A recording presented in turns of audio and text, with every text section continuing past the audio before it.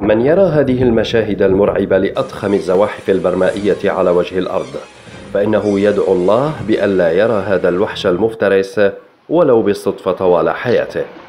ولكن هناك في السودان لهم رأي آخر، فعند الحديث عن وجود قطعان التماسيح في مياه النيل يستبشر أهالي بعض القبائل السودانية خيرا بموسم صيد وفير.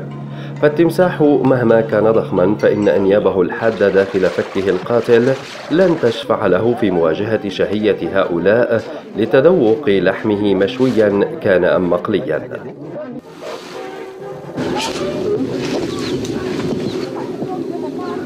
السكان الذين يرون أن طعم لحمه يجمع بين السمك والدجاج معا يعملون على ترسيخه كوجبة رئيسية نظرا لتوفر التماسيح وانخفاض ثمن لحومها، إضافة إلى تجارة جلودها التي تدر أرباحا كبيرة. وقد شرع الكثير من شباب بعض القبائل السودانية إلى تعليم صيد التماسيح للصغار.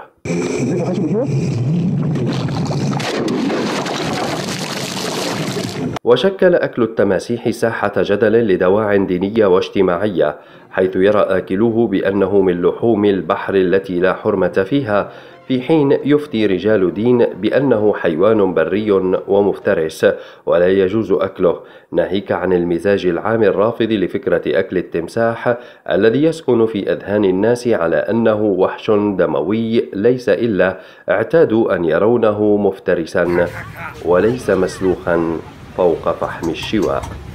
عبد حليم، إرم نيوز.